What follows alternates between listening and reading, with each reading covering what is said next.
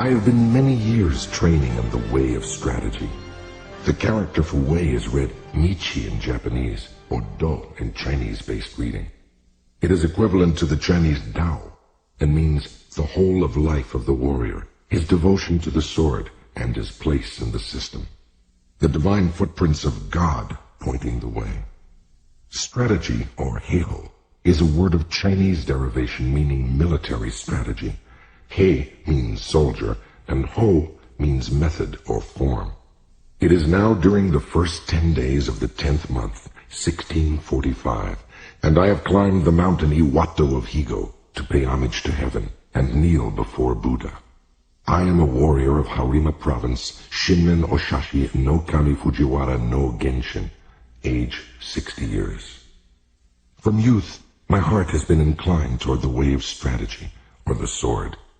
My first duel when I was 13, I struck down a strategist or swordsman of the Shinto school, one Arima Kihei. When I was 16, I struck down an able strategist, Tadashima Akiyama. When I was 21, I went up to the capital and met all manner of strategists, never once failing to win in many contests. After that, I went from province to province, dueling with strategists of various schools, and not once failed to win, even though I had as many as 60 encounters. This was between the ages of 13 and 28 or 29. When I reached 30, I looked back on my past. The previous victories were not due to my having mastered strategy. Perhaps it was natural ability, or the order of heaven, or that other school strategies were inferior. After that, I studied morning and evening, searching for the principle, and gained to realize the way of strategy when I was 50. Since then, I've lived without following any particular way. Thus, the virtue of strategy, I practice many arts and abilities, all things with no teacher. To write this book, I did not use the law of Buddha, or the teachings of Confucius, neither old war chronicles, nor books on martial tactics. I take up my brush to explain the true spirit of this Ichi school as it is mirrored in the way of heaven and Kwannon, Buddhism's goddess of mercy. The time is the night of the 10th day of the 10th month, and the hour of the tiger, 3 to 5 a.m.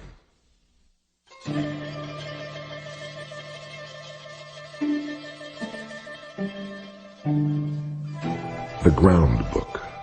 Strategy is the craft of the warrior. Commanders must enact the craft, and troopers should know this way. There is no warrior in the world today who really understands the way of strategy. There are various ways. There is the way of salvation by the law of Buddha, the way of Confucius governing the way of learning, the way of healing as a doctor, as a poet teaching the way of waka, tea, archery, and many other arts and skills. Each man practices as he feels inclined.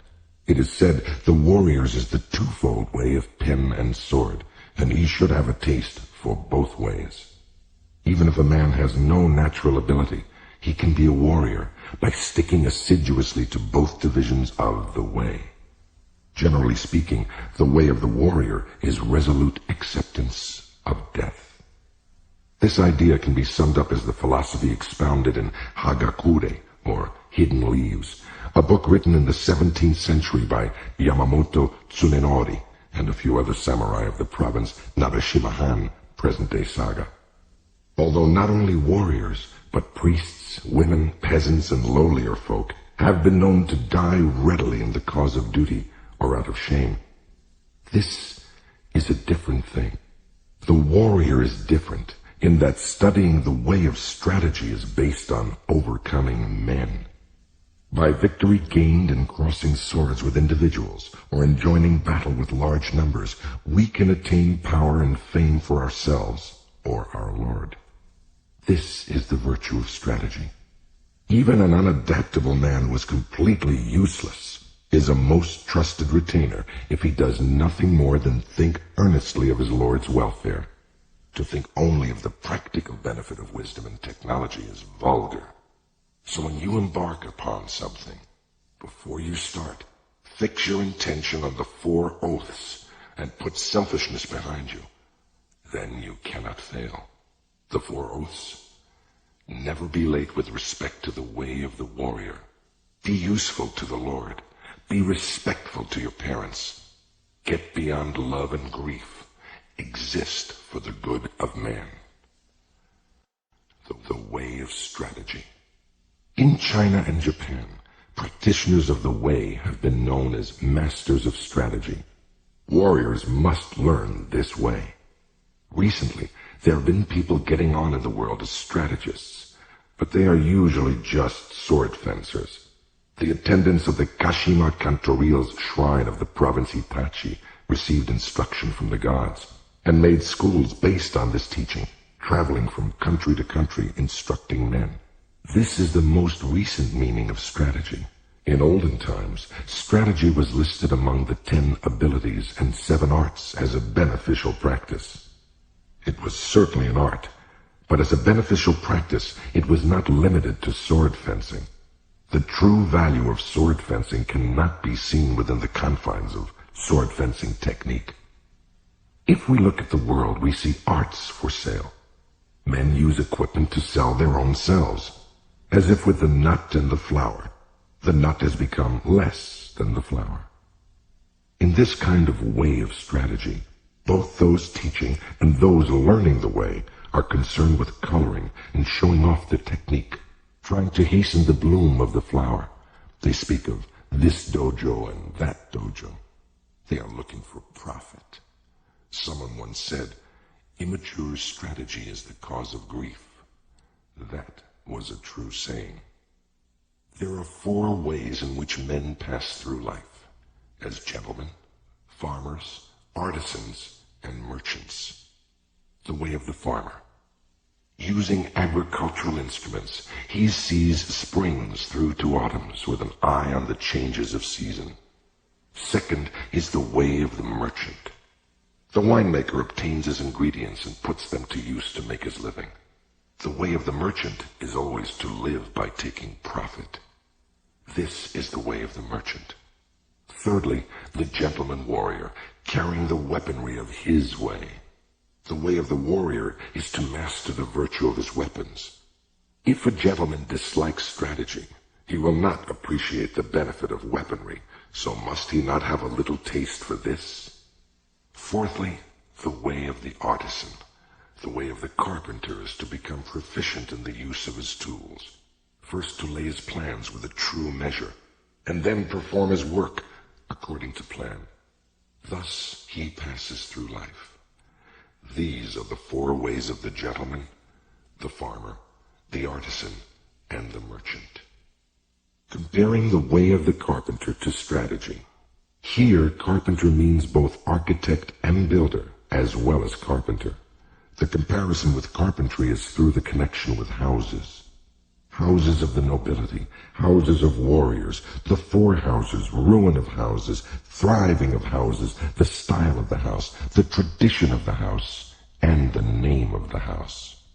The carpenter uses a master plan of the building, and the way of strategy is similar in that there is a plan of campaign. If you want to learn the craft of war, ponder over this book. The teacher is as a needle, the disciple is as thread. He must practice constantly. Like the foreman carpenter, the commander must know natural rules and the rules of the country and the rules of houses. This is the way of the foreman. The foreman carpenter must know the architectural theory of towers and temples and the plans of palaces, and must employ men to raise up houses. The way of the foreman carpenter is the same as the way of the commander of a warrior house. In the construction of houses, choice of woods is made.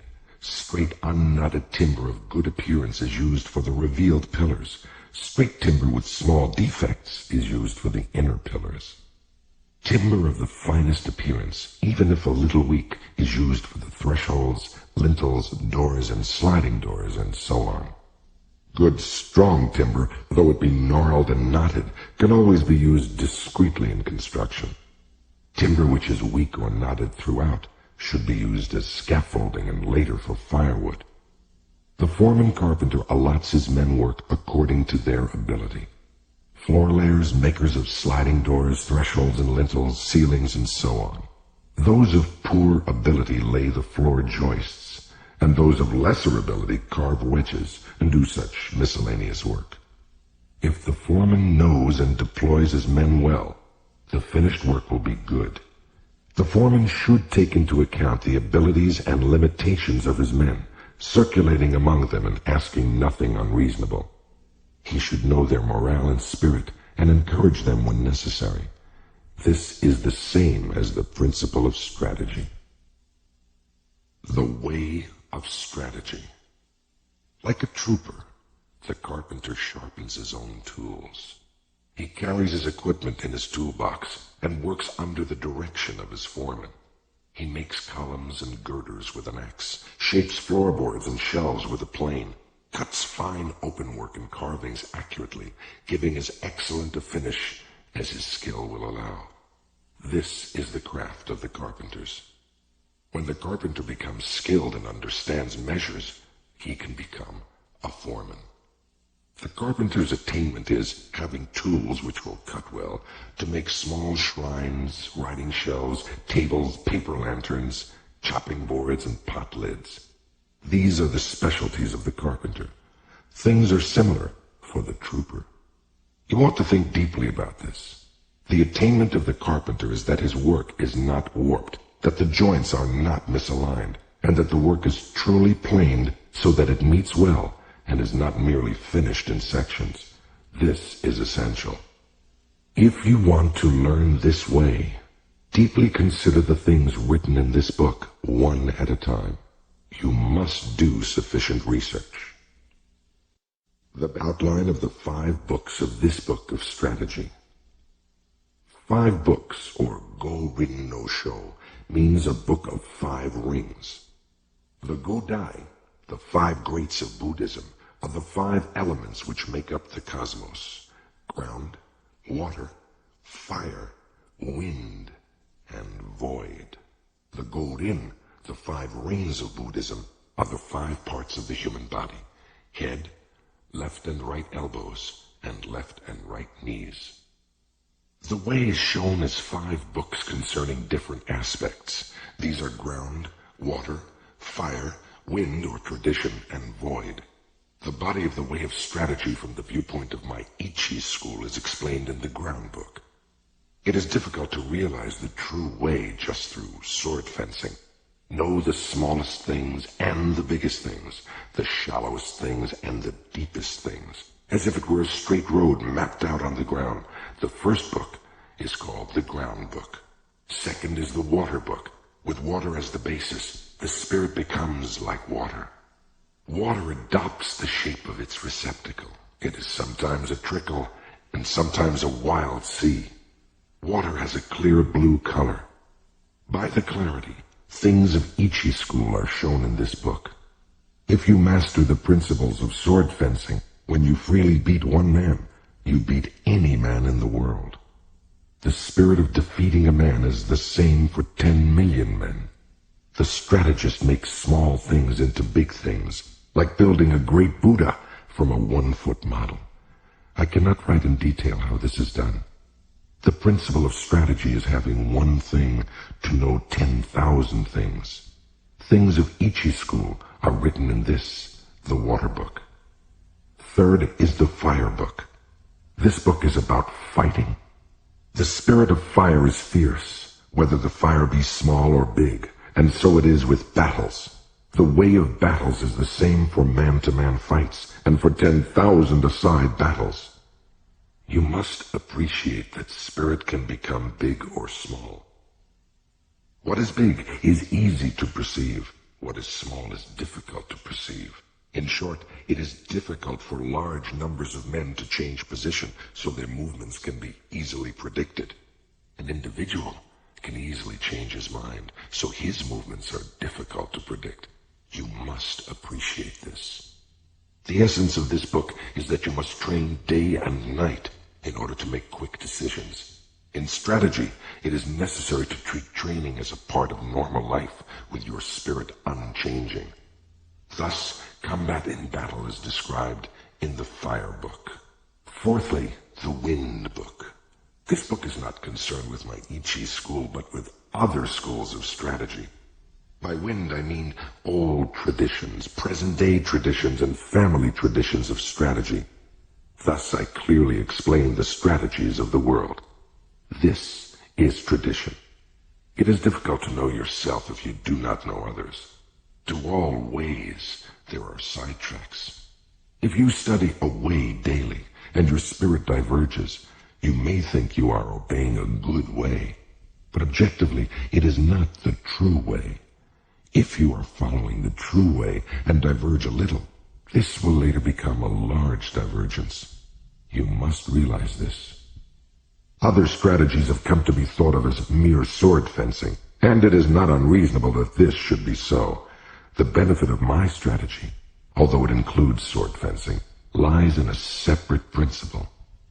I have explained what is commonly meant by strategy in other schools in the Tradition or Wind Book. Fifthly, the Book of the Void. By void, I mean that which has no beginning and no end. Attaining this principle means not attaining the principle. The way of strategy is the way of nature. When you appreciate the power of nature, knowing the rhythm of any situation, you will be able to hit the enemy naturally and strike naturally. All this is the way of the void. I intend to show you how to follow the true way, according to nature, in the Book of the Void. The Name Ichi-ryū Mito. One school, two swords. Warriors, both commanders and troopers, carry two swords at their belt. In olden times, these were called the long sword and the sword. Nowadays, they are known as the sword and the companion sword. Let it suffice to say that in our land, whatever the reason, a warrior carries two swords at his belt. It is the way of the warrior. Niten Ichi-ryū shows the advantage of using both swords. Students of the Ichi school way of strategy should train from the start with the sword and long sword in either hand. Note that the samurai wore two swords thrust through the belt with the cutting edges upward on the left side. The shorter or companion sword was carried at all times, and the longer sword worn only out of doors.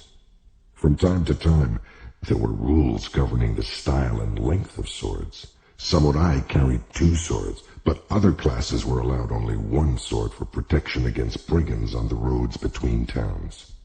This is a truth. When you sacrifice your life, you must make fullest use of your weaponry. It is false not to do so, and to die with a weapon yet undrawn.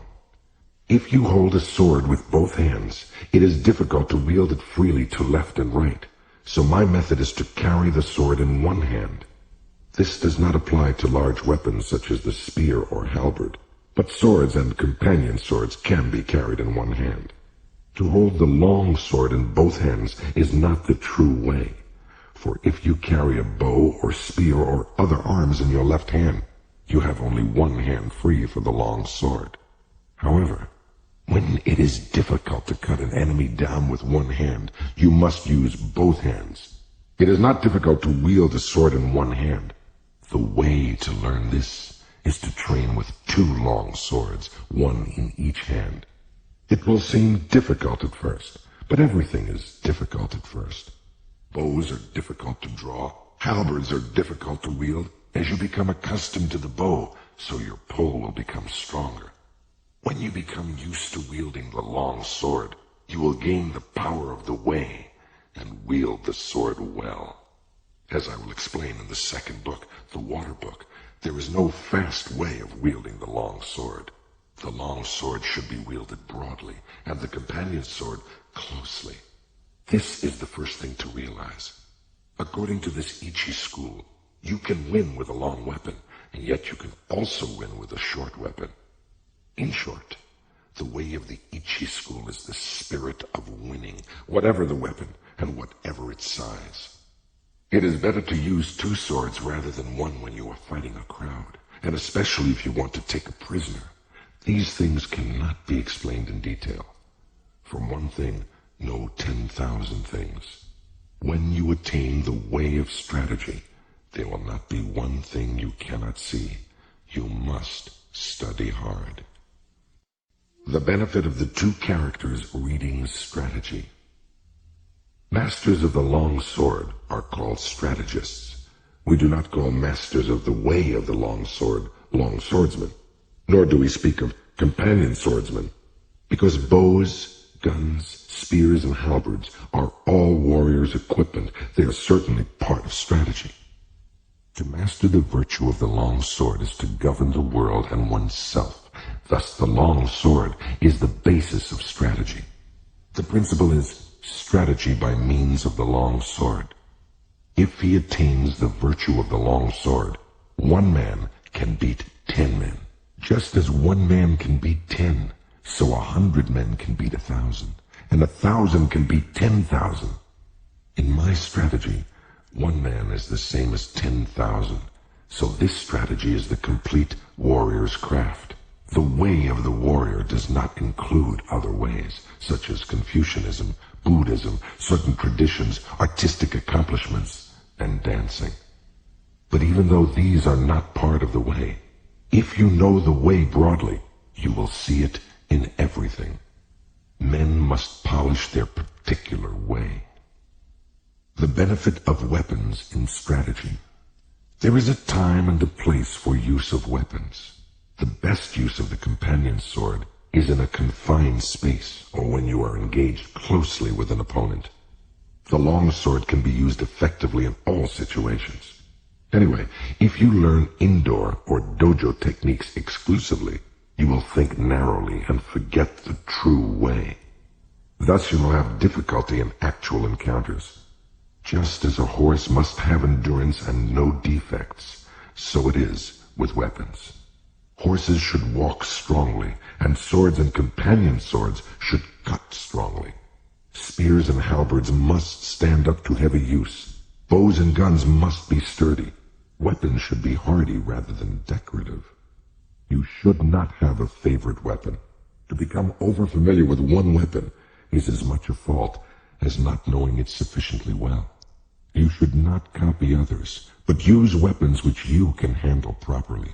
It is bad for commanders and troopers to have likes and dislikes. These are things you must learn thoroughly. Timing in strategy. There is timing in everything. Timing in strategy cannot be mastered without a great deal of practice. Timing is important in dancing and pipe or string music, for they are in rhythm only if timing is good. Timing and rhythm are also involved in the military arts, shooting bows and guns and riding horses. In all skills and abilities, there is timing. There is also timing in the void. There is timing in the whole life of the warrior, in his thriving and declining, in his harmony and discord. Similarly, there is timing in the way of the merchant, in the rise and fall of capital. All things entail rising and falling timing. You must be able to discern this. In strategy, there are various timing considerations. From the outset, you must know the applicable timing and the inapplicable timing.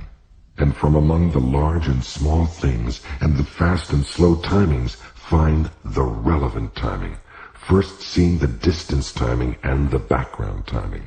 This is the main thing in strategy. It is especially important to know the background timing, otherwise your strategy will become uncertain. You win in battles with the timing in the void, born of the timing of cunning by knowing the enemy's timing, and thus using a timing which the enemy does not expect. All the 5 books are chiefly concerned with timing. You must train sufficiently to appreciate all this. If you practice day and night in the above Ichi school strategy, your spirit will naturally broaden. Thus is large-scale strategy and the strategy of hand-to-hand combat propagated in the world. This is recorded for the first time in the 5 books of ground, water, fire, tradition or wind, and void. This is the way for men who want to learn my strategy. 1. Do not think dishonestly. 2. The way is in training. 3. Become acquainted with every art. 4. Know the ways of all professions.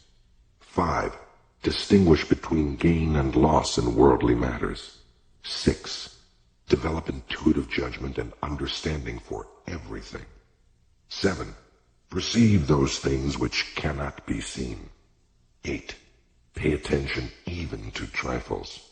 9. Do nothing which is of no use. It is important to start by setting these broad principles in your heart and train in the way of strategy. If you do not look at things on a large scale, it will be difficult for you to master strategy. If you learn and attain this strategy, you will never lose, even to 20 or 30 enemies. More than anything to start with, you must set your heart on strategy and earnestly stick to the way. You will come to be able to actually beat men in fights, and to be able to win with your eye.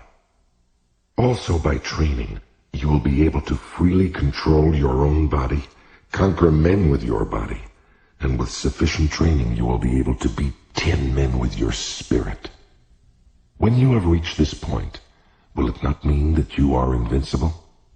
Moreover, in large-scale strategy, the superior man will manage many subordinates dexterously, bear himself correctly, govern the country, and foster the people, thus preserving the ruler's discipline.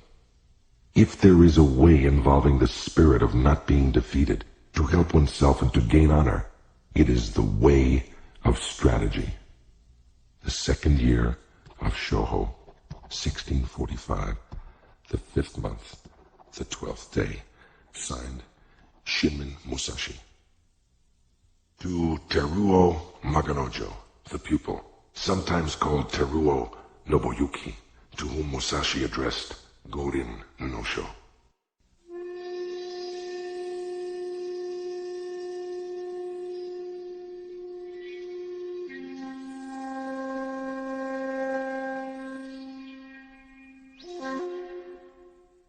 The Water Book. The spirit of the Niten Ichi school of strategy is based on water, and this water book explains methods of victory as the long sword form of the Ichi school. Language does not extend to explaining the way in detail, but it can be grasped intuitively. Study this book. Read a word, then ponder on it. If you interpret the meaning loosely, you will mistake the way. The principles of strategy are written down here in terms of single combat, but you must think broadly so that you attain an understanding for 10,000 aside battles.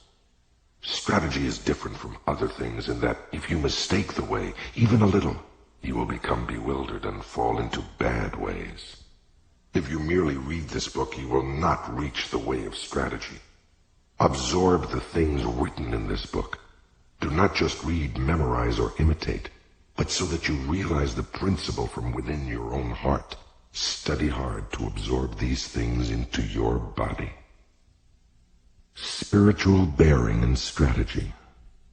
In strategy, your spiritual bearing must not be any different from normal. Both in fighting and in everyday life, you should be determined, though calm. Meet the situation without tenseness, yet not recklessly. Your spirit settled, yet unbiased. Even when your spirit is calm, do not let your body relax. And when your body is relaxed, do not let your spirit slacken. Do not let your spirit be influenced by your body, or your body be influenced by your spirit. Be neither insufficiently spirited nor over-spirited. An elevated spirit is weak, and a low spirit is weak.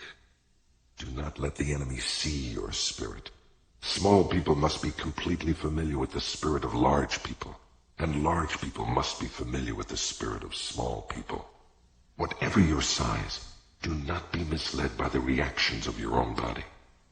With your spirit open and unconstricted, look at things from a high point of view. You must cultivate your wisdom and spirit. Polish your wisdom. Learn public justice. Distinguish between good and evil. Study the ways of different arts one by one. When you cannot be deceived by men, you will have realized the wisdom of strategy. The wisdom of strategy is different from other things. On the battlefield, even when you are hard-pressed, you should ceaselessly research the principles of strategy so that you can develop a steady spirit. Stance in strategy. Adopt a stance with the head erect, neither hanging down, nor looking up, nor twisted. Your forehead and the space between your eyes should not be wrinkled. Do not roll your eyes nor allow them to blink, but slightly narrow them. With your features composed, keep the line of your nose straight with a feeling of slightly flaring your nostrils. Hold the line of the rear of the neck straight. Instill vigor into your hairline, and in the same way from the shoulders down through your entire body. Lower both shoulders, and without the buttocks jutting out, put strength into your legs from the knees to the tips of your toes. Brace your abdomen so that you do not bend at the hips. In all forms of strategy, it is necessary to maintain the combat stance in everyday life, and to make your everyday stance your combat stance. You must research this well. The gaze in strategy. The gaze should be large and broad. This is the twofold gaze, perception and sight. Perception is strong and sight weak. In strategy, it is important to see distant things as if they were close, and to take a distance view of close things. It is important in strategy to know the enemy's sword and not be distracted by insignificant movements of his sword. You must study this. The gaze is the same for single combat and for large-scale strategy. It is necessary in strategy to be able to look to both sides without moving the eyeballs. You cannot master this ability quickly. Learn what is written here. Use this gaze in everyday life, and do not vary it, whatever happens. Holding the long sword. Grip the long sword with a rather floating feeling in your thumb and forefinger, with the middle finger neither tight nor slack, and with the last two fingers tight. It is bad to have play in your hands. When you take up a sword, you must feel intent on cutting the enemy. As you cut an enemy, you must not change your grip, and your hands must not cower. Above all, you must be intent on cutting the enemy in the way you grip the sword. The grip for combat and for sword testing is the same. There is no such thing as a man-cutting grip. Generally, I dislike fixedness in both long swords and hands. Fixedness means a dead hand. Pliability is a living hand. You must bear this in mind. Footwork. With the tips of your toes somewhat floating, tread firmly with your heels. Whether you move fast or slow, with large or small steps, your feet must always move as in normal walking. So-called yin-yang foot is important in the way. Yin-yang foot means not moving only one foot. It means moving your feet left-right and right-left when cutting, withdrawing, or warding off a cut. You should not move one foot preferentially. The 5 attitudes. The 5 attitudes are upper, middle, lower, right side, and left side. These are the 5. Although attitude has these 5 divisions, the one purpose of all of them is to cut the enemy. There are none but these 5 attitudes. Whatever attitude you are in, do not be conscious of making the attitude. Think only of cutting. Your attitude should be large or small according to the situation. Upper, lower, and middle attitudes are decisive. Left side and right side attitudes are fluid. Left and right attitudes should be used if there is an obstruction overhead or to one side. The decision to use left or right depends on the place. The essence of the way is this. To understand attitude, you must thoroughly understand the middle attitude. The middle attitude is the heart of attitudes. If we look at strategy on a broad scale, the middle attitude is the seat of the commander, with the other 4 attitudes following the commander. You must appreciate this. The way of the long sword. Knowing the way of the long sword means we can wield with 2 fingers the sword we usually carry. If we know the path of the sword well, we can wield it easily. If you try to wield the long sword quickly, you will mistake the way. To wield the long sword well, you must wield it calmly. If you try to wield it quickly, like a folding fan or a short sword, you will err by using short sword chopping. You cannot cut a man with a long sword using this method. Wield the sword strongly. This is the way of the long sword. If you learn to use the 5 approaches of my strategy, you will be able to wield a sword well. You must train constantly. The 5 approaches. 1. The first approach is the middle attitude. Confront the enemy with the point of your sword against his face. When he attacks, dash his sword to the right and ride it. Or when the enemy attacks, deflect the point of his sword by hitting downwards. Keep your long sword where it is, and as the enemy renews the attack, cut his arms from below. This is the first method. The 5 approaches are this kind of thing. You must train repeatedly using a long sword in order to learn them. When you master my way of the long sword, you will be able to control any attack the enemy makes. I assure you, there are no attitudes other than the 5 attitudes of the long sword of Nito. 2. In the second approach with the long sword, from the upper attitude, cut the enemy just as he attacks. If the enemy evades the cut, keep your sword where it is, and scooping up from below, cut him as he renews the attack. It is possible to repeat the cut from here. In this method, there are various changes in timing and spirit. You will be able to learn this by training in the Ichi school. You will always win with the 5 long sword methods. You must train repetitively. 3. In the third approach, adopt the lower attitude, anticipating scooping up. When the enemy attacks, hit his hands from below. As you do so, he may try to hit your sword down. If this is the case, cut his upper arm or arms horizontally with a feeling of crossing. This means that from the lower attitudes, you hit the enemy at the instant that he attacks. You will encounter this method often, both as a beginner and in later strategy. You must train holding a long sword. 4. In this fourth approach, adopt the left side attitude. As the enemy attacks, hit his hands from below. If, as you hit his hands, he attempts to dash down your sword with the feeling of hitting his hands, parry the path of his long sword and cut across from above your shoulder. This is the way of the long sword. Through this method, you win by parrying the line of the enemy's attack. You must research this. 5. In the fifth approach, the sword is in the right side attitude. In accordance with the enemy's attack, cross your long sword from below at the side to the upper attitude, then cut straight from above. This method is essential for knowing the way of the long sword well. If you can use this method, you can freely wield a heavy long sword. I cannot describe in detail how to use these 5 approaches. You must become well acquainted with my in harmony with the long sword way. Learn large-scale timing, understand the enemy's long sword, and become used to the 5 approaches from the outset. You will always win by using these 5 methods, with various timing considerations discerning the enemy's spirit. You must consider all of this. The attitude, no attitude teaching. Attitude, no attitude means that there is no need for what are known as long sword attitudes. Even so, attitudes exist as the 5 ways of holding the long sword.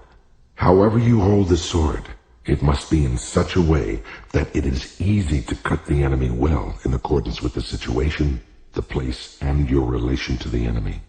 From the upper attitude, as your spirit lessens, you can adopt the middle attitude.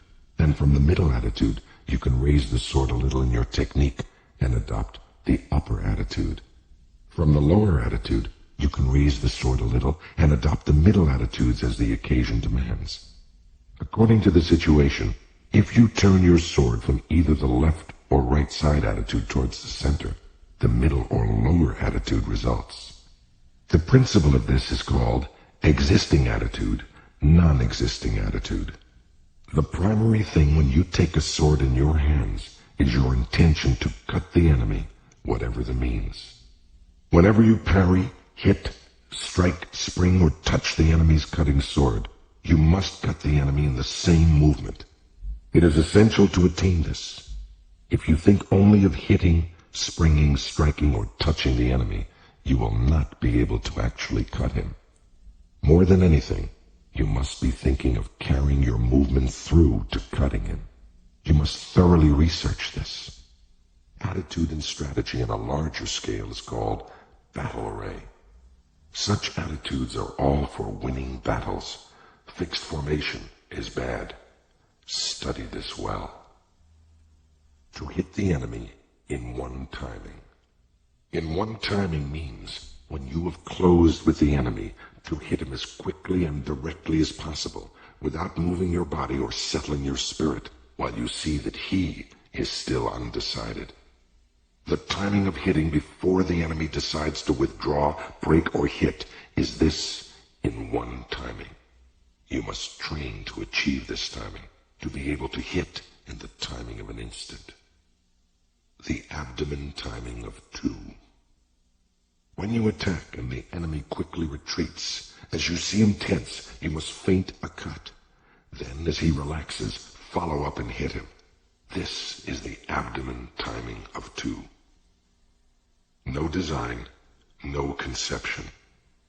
In this method, when the enemy attacks and you also decide to attack, hit with your body and hit with your spirit and hit from the void with your hands, accelerating strongly. This is the no design, no conception cut. Monen Muso means the ability to act calmly and naturally even in the face of danger. It is the highest accord with existence, when a man's word and his actions are spontaneously the same. This is the most important method of hitting. It is often used. You must train hard to understand it. The flowing water cut. The flowing water cut is used when you are struggling blade to blade with the enemy. When he breaks and quickly withdraws, trying to spring with his long sword, expand your body and spirit and cut him as slowly as possible with your long sword, following your body like stagnant water. You can cut with certainty if you learn this. You must discern the enemy's grade. Continuous cut. When you attack, and the enemy also attacks, and your swords spring together in one action, cut his head, hands, and legs. When you cut several places with one sweep of the long sword, it is the continuous cut. You must practice this cut. It is often used. With detailed practice, you should be able to understand it. The fire and stones cut. The fire and stones cut means that when the enemy's long sword and your long sword clash together, you cut as strongly as possible without raising the sword even a little. This means cutting quickly with the hands, body, and legs, all three cutting strongly.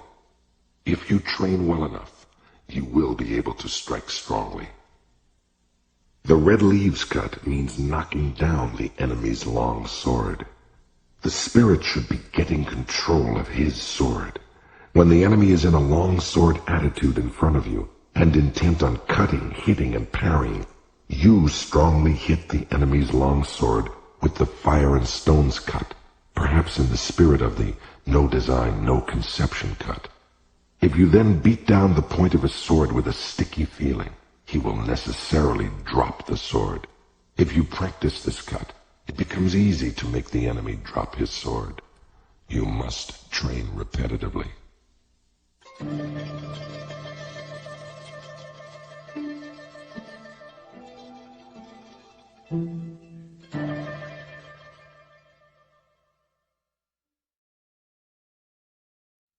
The body in place of the long sword. Also, the long sword in place of the body.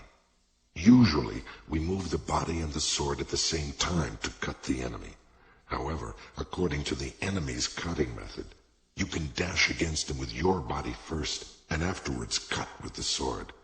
If his body is immovable, you can cut first with the long sword, but generally you hit first with the body, and then cut with the long sword. You must research this well, and practice hitting. Cut and slash. To cut and to slash are two different things. Cutting, whatever form of cutting it is decisive with a resolute spirit. Slashing is nothing more than touching the enemy. Even if you slash strongly, and even if the enemy dies instantly, it is slashing. When you cut, your spirit is resolved. You must appreciate this. If you first slash the enemy's hands or legs, you must then cut strongly. Slashing is in spirit the same as touching. When you realize this, they become indistinguishable. Learn this well. Chinese monkey's body. The Chinese monkey's body is the spirit of not stretching out your arms. The spirit is to get in quickly, without in the least extending your arms before the enemy cuts. If you are intent upon not stretching out your arms, you are effectively far away. The spirit is to go in with your whole body. When you come to within arm's reach, it becomes easy to move your body in. You must research this well. Glue and lacquer emulsion body. The spirit of glue and lacquer emulsion body is to stick to the enemy and not separate from him.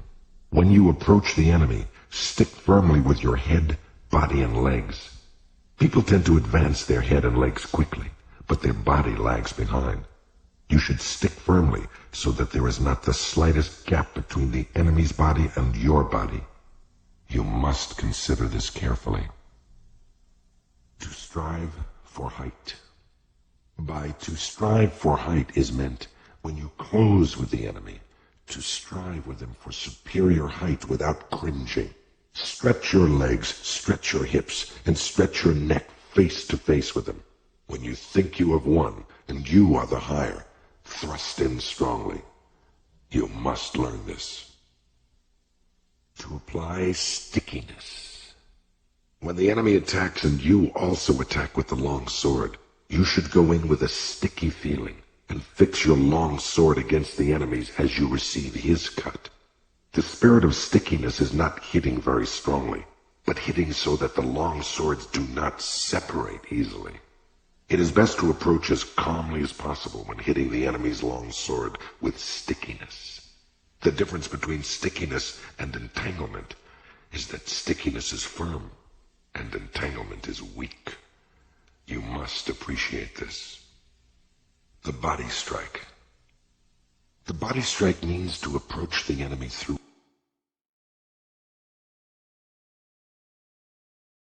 To stab at the face. To stab at the face means, when you are in confrontation with the enemy, that your spirit is intent on stabbing at his face, following the line of the blades with the point of your long sword. If you are intent on stabbing at his face and body will become rideable. When the enemy becomes as if rideable, there are various opportunities for winning. You must concentrate on this. When fighting and the enemy's body becomes as if rideable, you can win quickly, so you ought not to forget to stab at the face. You must pursue the value of this technique through training. To stab at the heart. To stab at the heart means when fighting and there are obstructions above or to the sides, and whenever it is difficult to cut, to thrust at the enemy. You must stab the enemy's breast without letting the point of your long sword waver, showing the enemy the ridge of the blade square on, and with the spirit of deflecting his long sword. The spirit of this principle is often useful when we become tired, or for some reason our long sword will not cut. You must understand the application of this method. To scold. Tut, tut. Scold means that when the enemy tries to countercut as you attack, you countercut again from below, as if thrusting at him, trying to hold him down. With very quick timing you cut, scolding the enemy, thrust up, tut, and cut, tut. This timing is encountered time and time again in exchanges of blows. The way to score tut-tut is to time the cut simultaneously with raising your long sword as if to thrust the enemy. You must learn this through repetitive practice. The smacking parry. By smacking parry is meant that when you clash swords with the enemy, you meet his attacking cut on your long sword with a ti-dum rhythm, smacking his sword and cutting him. The spirit of the smacking parry is not parrying or smacking strongly, but smacking the enemy's long sword in accordance with his attacking cut, primarily intent on quickly cutting him.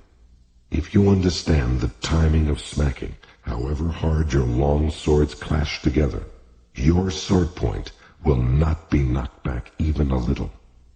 You must research sufficiently to realize this.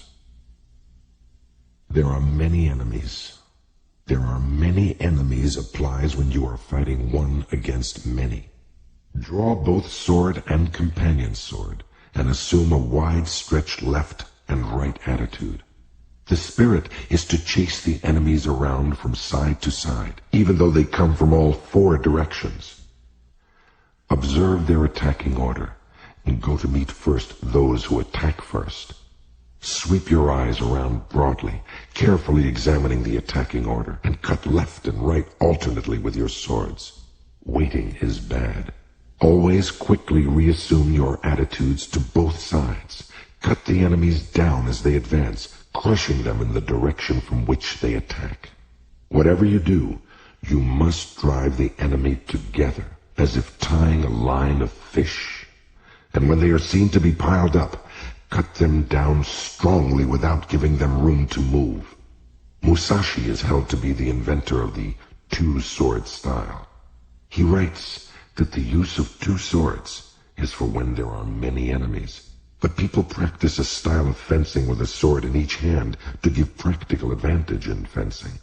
Musashi used the words two swords when meaning to use all one's resources in combat. He never used two swords when up against a skilled swordsman. The advantage when coming to blows. You can know how to win through strategy with the long sword, but it cannot be clearly explained in writing. You must practice diligently in order to understand how to win. Oral tradition, the true way of strategy, is revealed in the long sword. One cut. You can win with certainty with the spirit of one cut. It is difficult to attain this if you do not learn strategy well. If you train well in this way, strategy will come from your heart, and you will be able to win at will. You must train diligently. Direct communication. The spirit of direct communication is how the true way of the Niten Ichi school is received and handed down. Oral tradition, teach your body's strategy. Recorded in the above book is an outline of Ichi school sword fighting.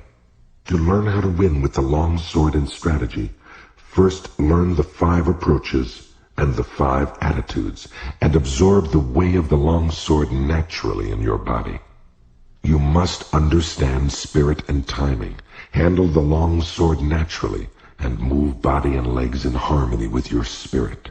Whether beating one man or 2, you will then know values in strategy. Study the contents of this book, taking one item at a time. And through fighting with your enemies, you will gradually come to know the principle of the way. Deliberately, with a patient spirit, absorb the virtue of all this, from time to time raising your hand in combat. Maintain this spirit whenever you cross swords with an enemy. Step by step, walk the 1,000-mile road. Study strategy over the years, and achieve the spirit of the warrior. Today is victory over yourself of yesterday. Tomorrow is your victory over lesser men. Next, in order to beat more skillful men, train according to this book, not allowing your heart to be swayed along a sidetrack. Even if you kill an enemy, if it is not based on what you have learned, it is not the true way. The second year of Shōhō, the 12th day, of the 5th month, 1645. Signed, Shinmen Musashi.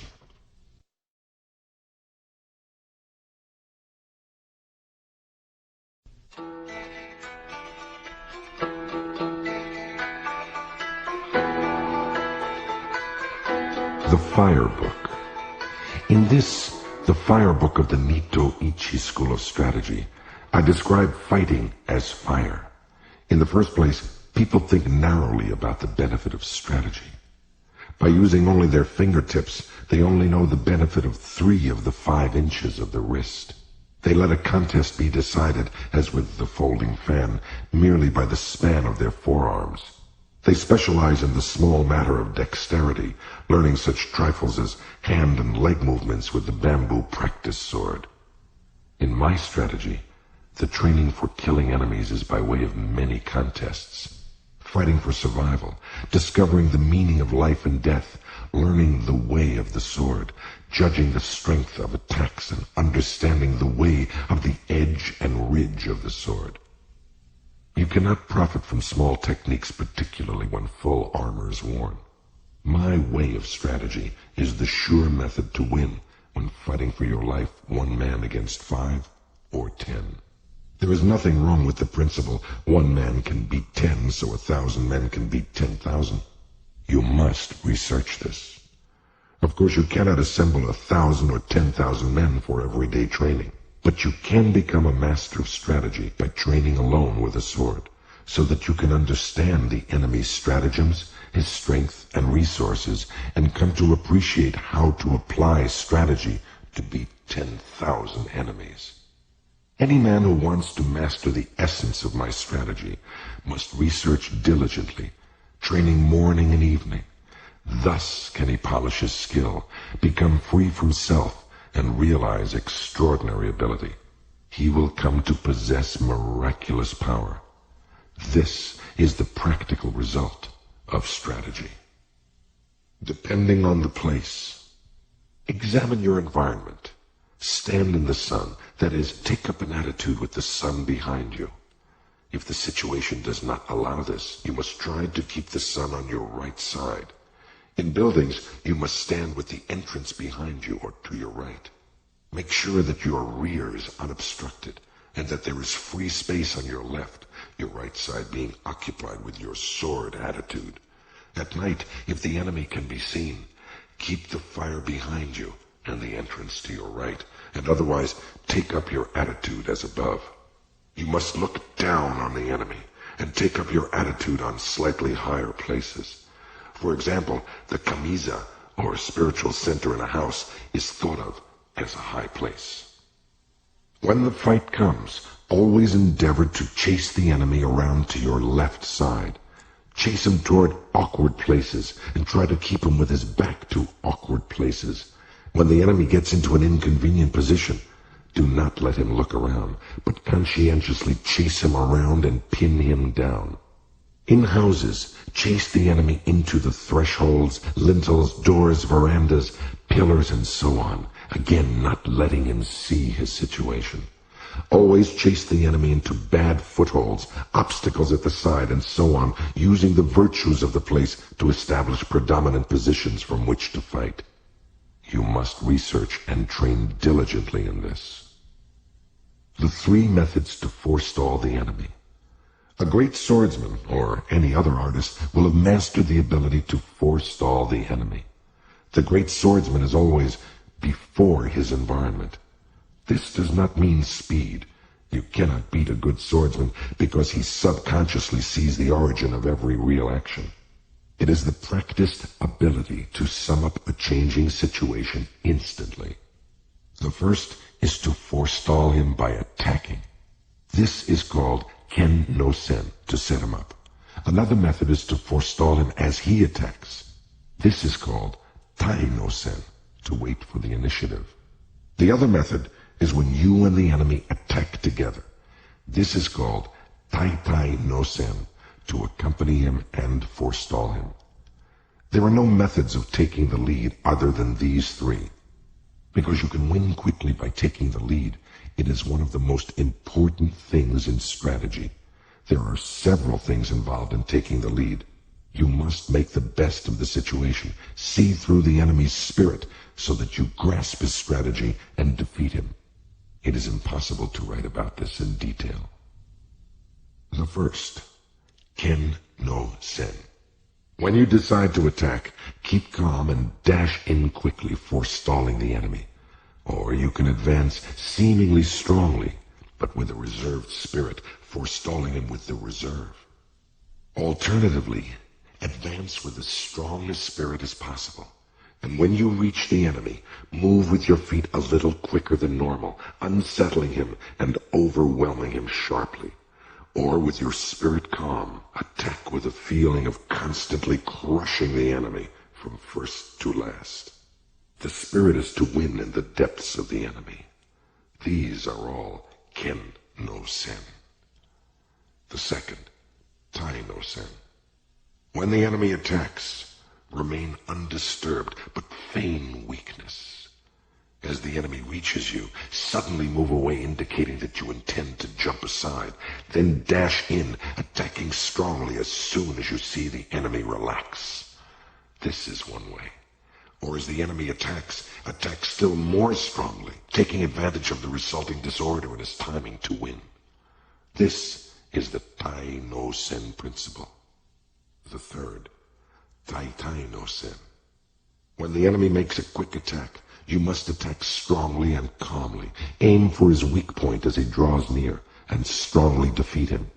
Or, if the enemy attacks calmly, you must observe his movement, and with your body rather floating, join in with his movement as he draws near. Move quickly, and cut him strongly. This is Tai no Sen. These things cannot be clearly explained in words. You must research what is written here. In these three ways of forestalling, you must judge the situation. This does not mean that you always attack first. But if the enemy attacks first, you can lead him around. In strategy, you have effectively won when you forestall the enemy, so you must train well to attain this.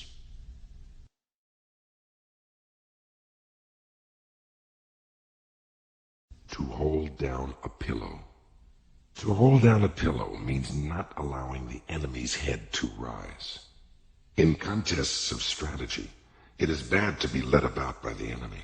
You must always be able to lead the enemy about.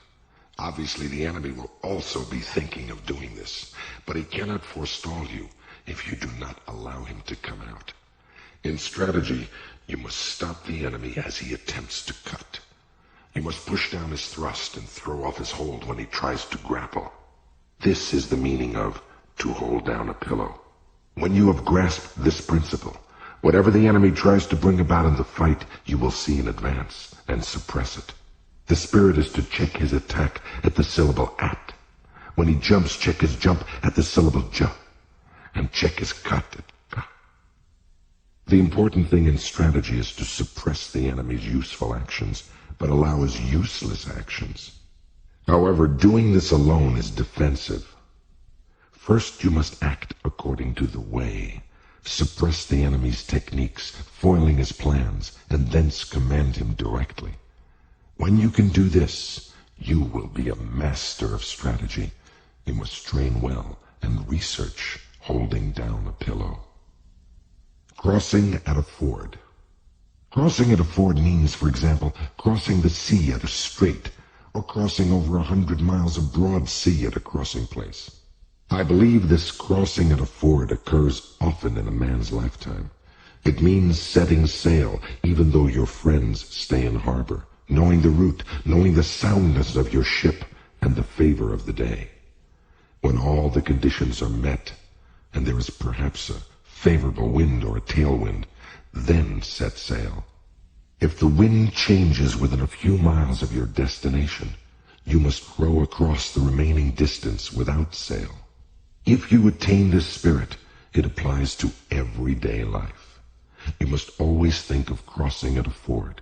In strategy, also it is important to cross at a ford. Discern the enemy's capability, and knowing your own strong points, Cross the ford at the advantageous place, as a good captain crosses a sea route. If you succeed in crossing at the best place, you may take your ease. To cross at a ford means to attack the enemy's weak point and to put yourself in an advantageous position. This is how to win in large-scale strategy. The spirit of crossing at a ford is necessary in both large and small-scale strategy. You must research this well. To know the times. To know the times means to know the enemy's disposition in battle. Is it flourishing or waning? By observing the spirit of the enemy's men and getting the best position, you can work out the enemy's disposition and move your men accordingly. You can win through this principle of strategy, fighting from a position of advantage. When in a duel, you must forestall the enemy and attack when you have first recognized his school of strategy, perceived his quality and his strong and weak points. Attack in an unsuspected manner, knowing his meter and modulation and the appropriate timing. Knowing the times means, if your ability is high, seeing right into things. If you are thoroughly conversant with strategy, you will recognize the enemy's intentions and thus have many opportunities to win. You must sufficiently study this.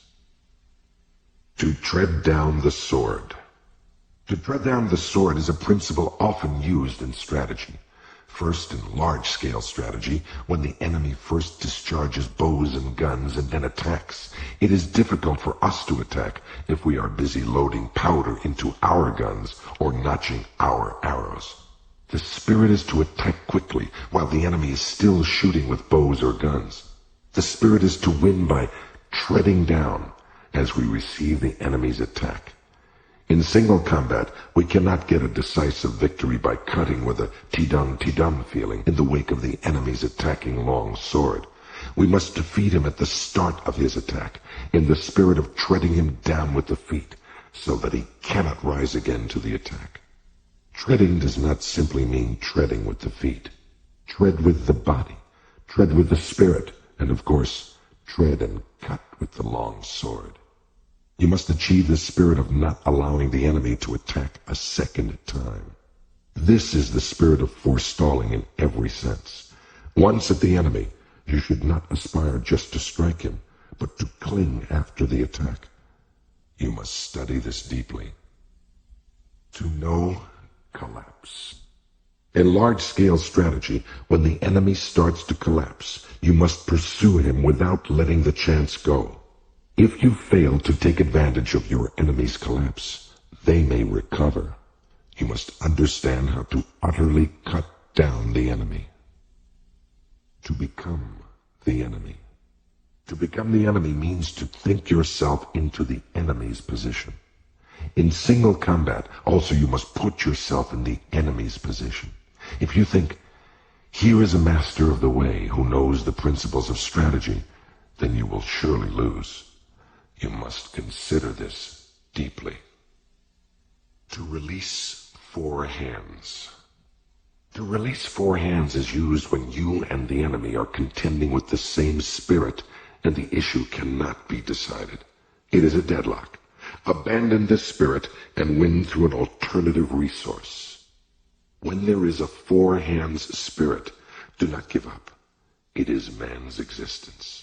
Immediately throw away this spirit and win with a technique the enemy does not expect. In single combat also, when we think we have fallen into the four hands situation, we must defeat the enemy by changing our mind and applying a suitable technique according to his condition. You must be able to judge this. To move the shade. To move the shade is used when you cannot see the enemy's spirit. In large-scale strategy, when you cannot see the enemy's position, indicate that you are about to attack strongly to discover his resources. In single combat, if the enemy takes up a rear or side attitude of the long sword so that you cannot see his intention, feign an attack, and the enemy will show his long sword, thinking he sees your spirit. Benefiting from what you are shown, you can win with certainty. If you are negligent, you will miss the timing. Research this well. To hold down a shadow. Holding down a shadow is used when you can see the enemy's attacking spirit. When the enemy embarks on an attack, make a show of strongly suppressing his technique, and he will change his mind. Then, altering your spirit, defeat him by forestalling him with a void spirit.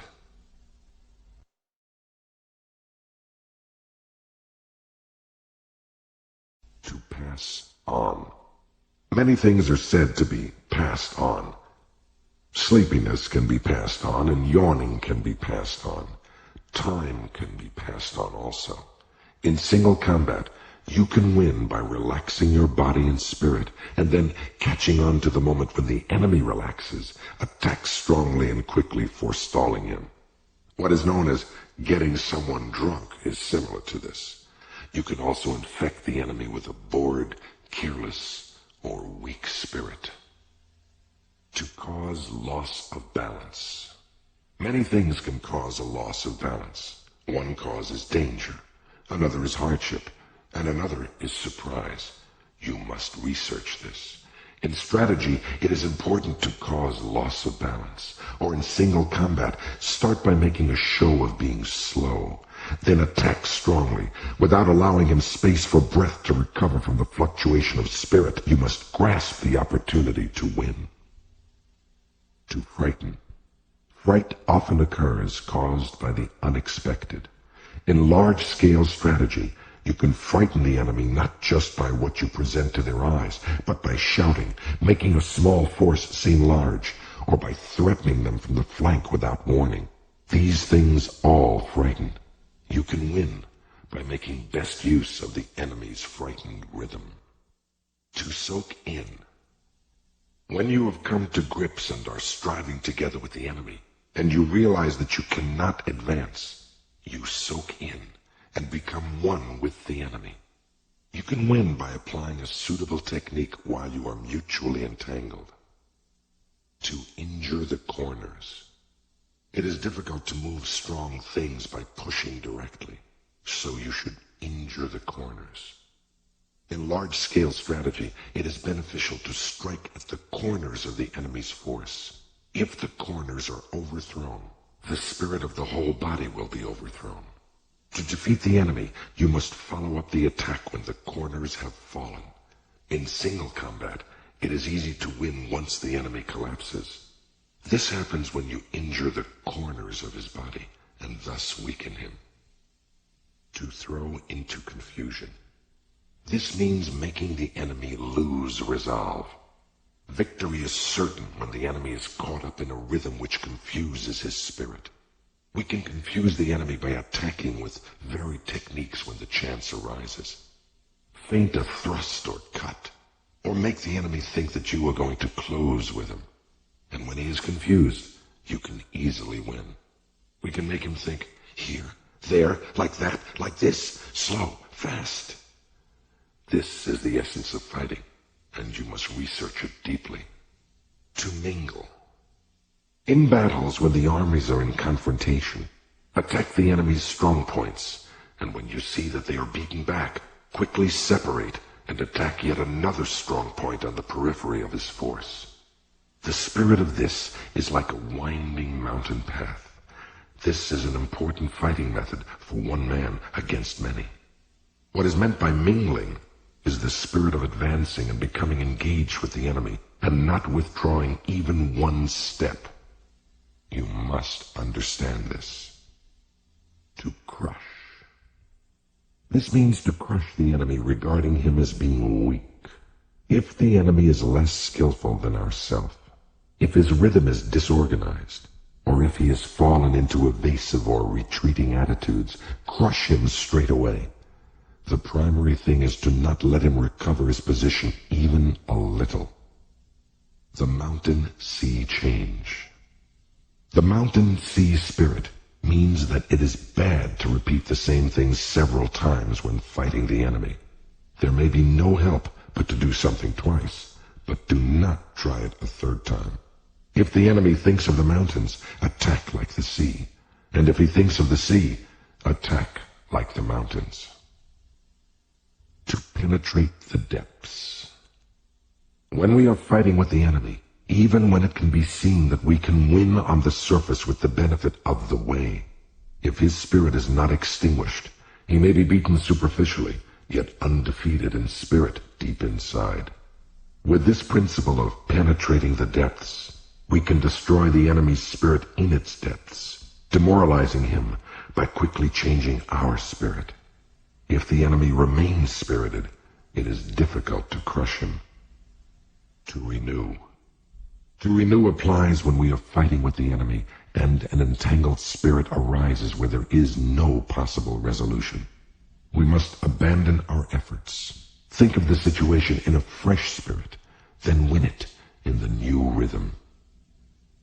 Rat's head, ox's neck. We must always think of the way of strategy as being both a rat's head and an ox's neck. Whenever we have become preoccupied with small details, we must suddenly change into a large spirit, interchanging large with small.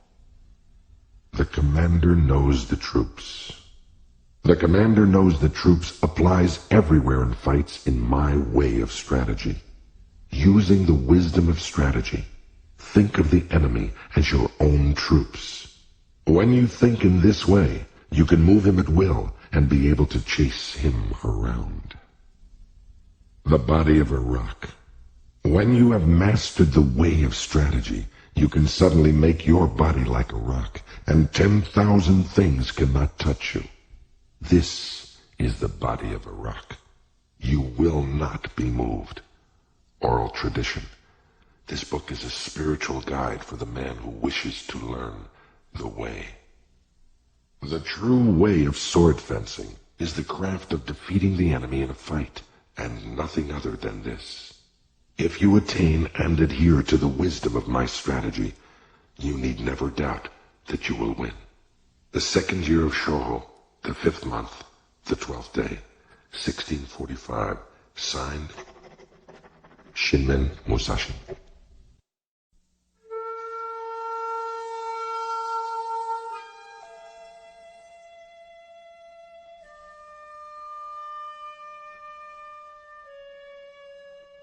The Wind Book. In strategy, you must know the ways of other schools. So I have written about various other traditions of strategy in this, the Wind Book. Without knowledge of the ways of other schools, it is difficult to understand the essence of my Ichi school.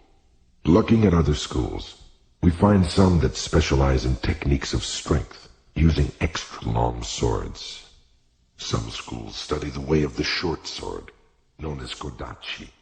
Some schools teach dexterity in large numbers of sword techniques, teaching attitudes of the sword as the surface and the way as the interior. That none of these are the true way, I show clearly in the interior of this book. All the vices and virtues and rights and wrongs. My Ichi school is different. Other schools make accomplishments their means of livelihood, growing flowers and decoratively coloring articles in order to sell them. This is definitely not the way of strategy.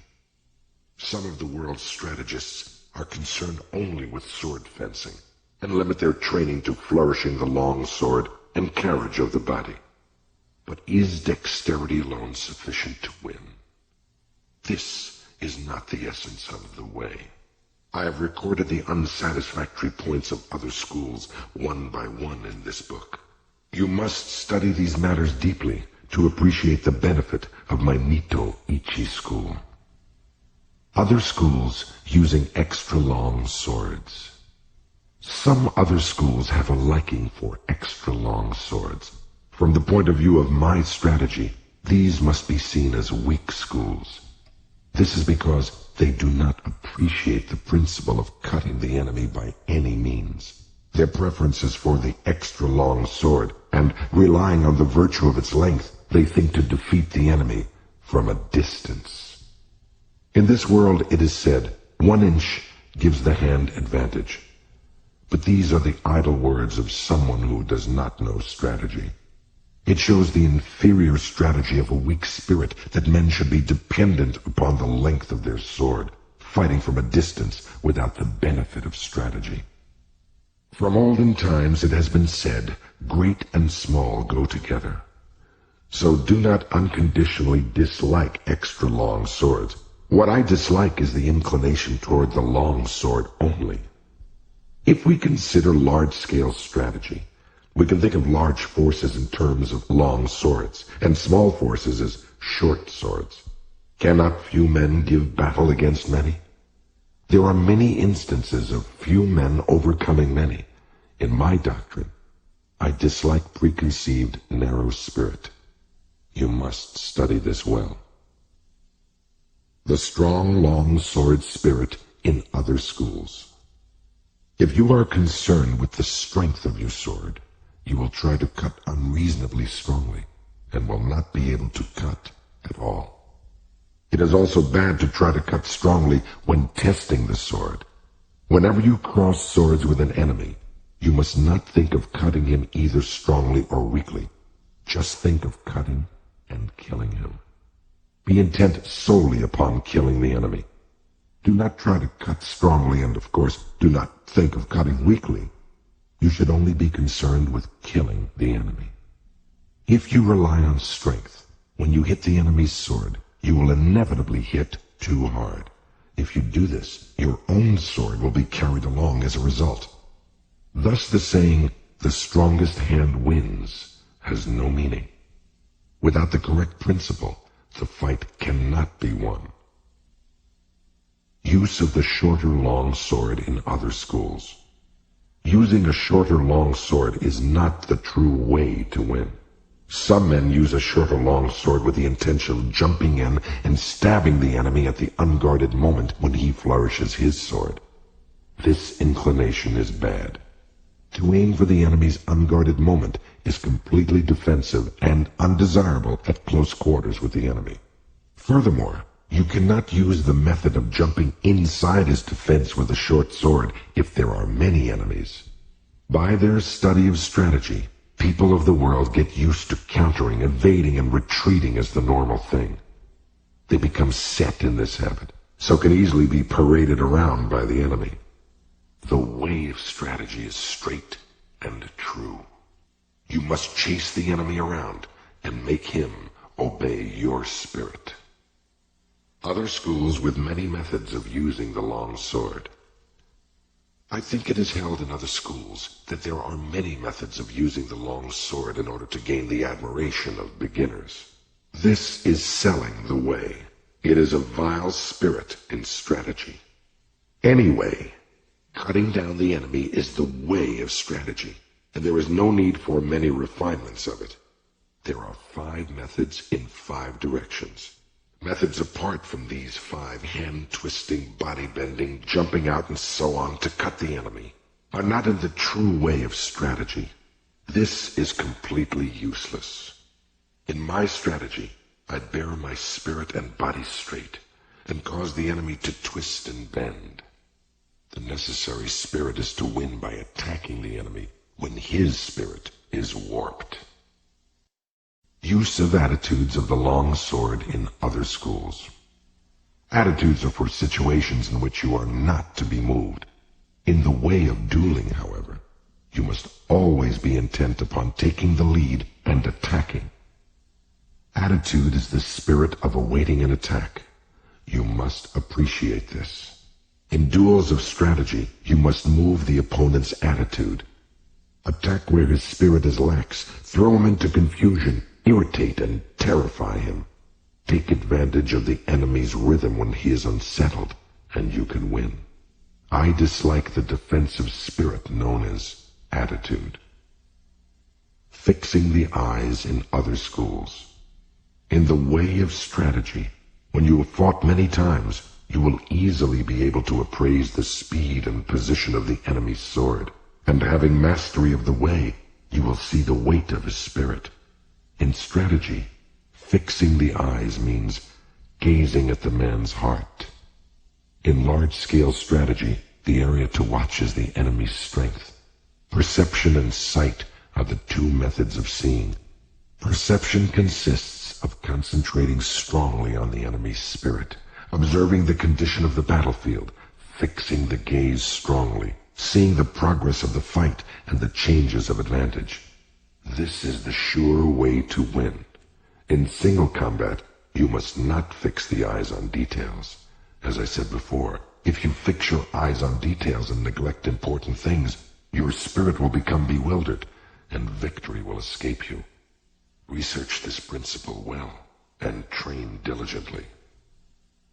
Use of the feet in other schools. I dislike floating foot, because the feet always tend to float during the fight.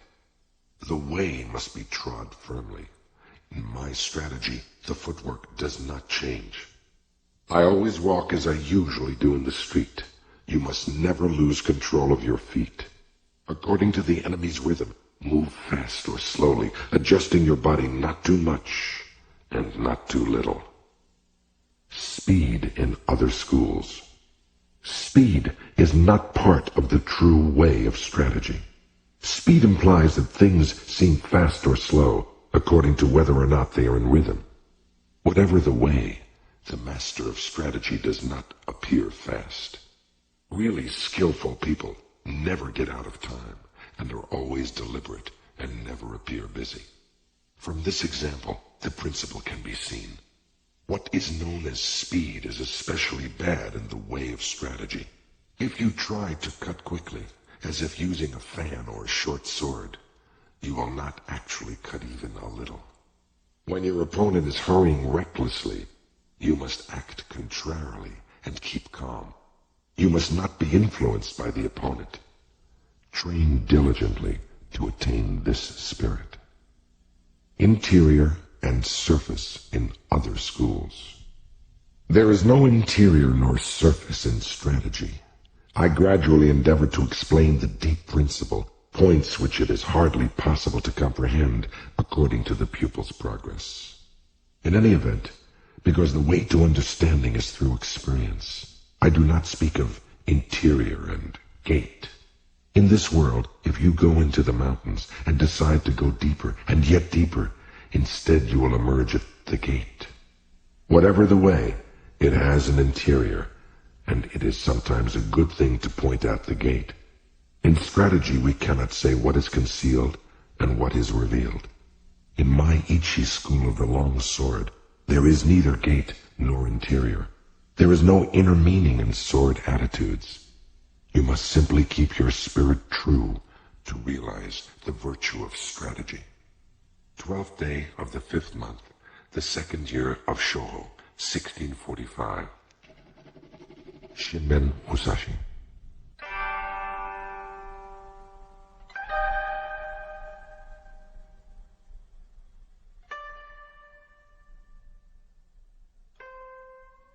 The Book of the Void.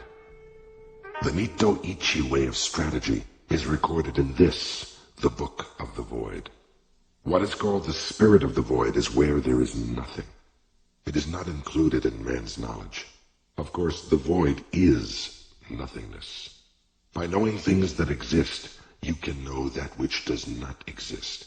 That is the void. People in this world look at things mistakenly and think that what they do not understand must be the void. This is not the true void. It is bewilderment. In the way of strategy also, those who study as warriors think that whatever they cannot understand in their craft is the void. This is not the true void. To attain the way of strategy as a warrior, you must study fuller other martial arts and not deviate even a little from the way of the warrior. With your spirit settled, accumulate practice day by day and hour by hour. Polish the twofold spirit, heart and mind, and sharpen the twofold gaze, perception and sight. When your spirit is not in the least clouded, when the clouds of bewilderment clear away, there is the true void. Until you realize the true way, whether in Buddhism or in common sense, you may think that things are correct and in order. However, if we look at things objectively, from the viewpoint of laws of the world, we see various doctrines departing from the true way. Know well this spirit, and with forthrightness as the foundation, and the true spirit as the way. Enact strategy broadly, correctly, and openly. Then you will come to think of things in a wide sense, and taking the void as the way, you will see the way as void. In the void is virtue, and no evil.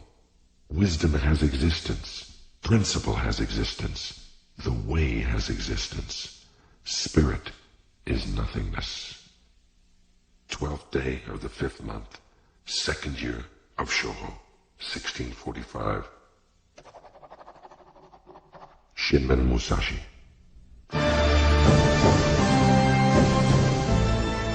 We hope you have enjoyed A Book of Five Rings, an audio Renaissance audiobook. This program was produced by Monty Gast. Text copyright 1974 by Victor Harris, published by arrangement with the Overlook Press. Production copyright 1990 by Audio Renaissance, the division of Cold Spring Publishers, LLC, all rights reserved.